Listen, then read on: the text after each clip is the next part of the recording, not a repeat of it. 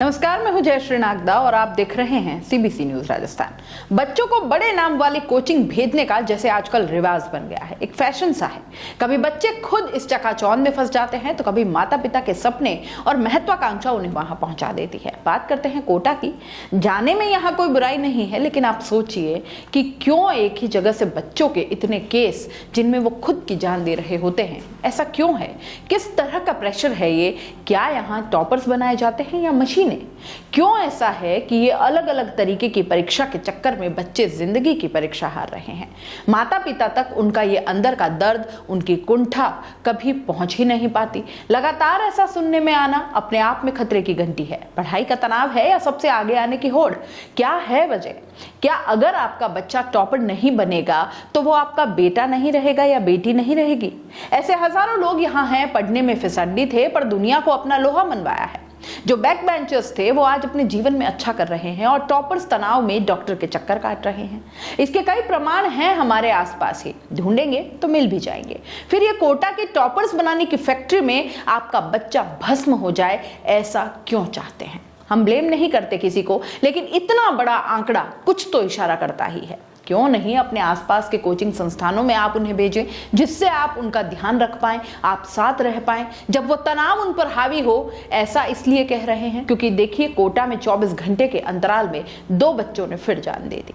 देर रात जौनपुर उत्तर प्रदेश के रहने वाले छात्र आदित्य ने जान दे दी। आदित्य के पास एक नोट मिला और इस नोट में लिखा है कि मैं अपनी मर्जी से जीवन खत्म कर रहा हूं, मेरी मौत के पीछे किसी का हाथ नहीं है।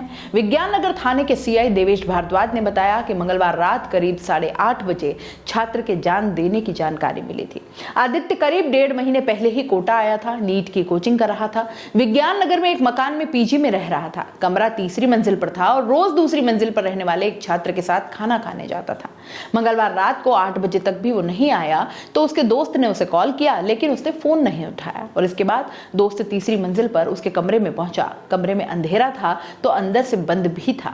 कूलर वाली खिड़की में जब टॉर्च जलाकर देखा तो अंदर आदित्य पंखे पर लटका नजर आया। इसके बाद दोस्त ने मकान मालिक को जानकारी दी। मकान मालिक ने पुलिस को पूरी घटना की जानकारी दी और पुलिस ने आदित्य को पंखे से उतारकर अस्पताल पहुंचाया, जहां डॉक्टर्स ने उसे मृत घोषित कर दिया। सीआई देवेश ने बताया कि नोट के आधार पर मामले में जांच की जा रही है। छात्र ने इन 4 लाइन के अलावा कोई बात नहीं लिखी है। इससे कोई ठोस कारण सामने नहीं आ पा रहा है। कारण क्या रहे, इस बारे में जांच की जा रही है। छात्र आदित्य सेठ के पिता ने बताया कि बेटा कुछ बन जाएगा इसलिए कोटा भेजा था। उससे रोज बात होती थी, कभी लगा ही नहीं कि वो ऐसा कदम उठा लेगा। क्या कारण रहे ये तो कोटा का प्रशासन जाने। मंगलवार सुबह भी उसकी मां से बात हुई थी, तब भी वह नॉर्मल ही था। अगर वह तनाव में होता तो घर वालों को जरूर बताता, लेकिन उसने 1.5 महीने में कभी कुछ नहीं कहा। उसका बड़ा भाई इंजीनियर है, वो भी कोटा से ही पढ़ा था, इसलिए आदित्य भी कुछ बन जाए इसीलिए कोटा भेजा था। जब भी बात होती और क्लास टेस्ट के बारे में पूछते तो कहता था कि अच्छा चल रहा है। इससे ठीक पहले सोमवार रात 10 बजे ही कोटा में रहकर नीट की तैयारी कर रहे सलूम्बर के कोचिंग छात्र मेहुल वैष्णव ने भी फंदा लगाकर आत्महत्या कर ली। छात्र मेहुल के परिजन भी बुधवार को कोटा पहुंच गए और इसके बाद शव का पोस्टमार्टम करवाया गया। पिता सुनील ने बताया कि मेहुल 11वीं कक्षा के साथ ही नीट की तैयारी कर रहा था। उसके 10वीं में 85% नंबर आए थे। पढ़ने में तेज था। खुद ने ही कहा था कि मैं नीट की तैयारी करूंगा इसलिए कोटा भेज। उसके कहने पर ही कोटा में एडमिशन करवाया और 2 महीने पहले ही यहाँ छोड़ा था।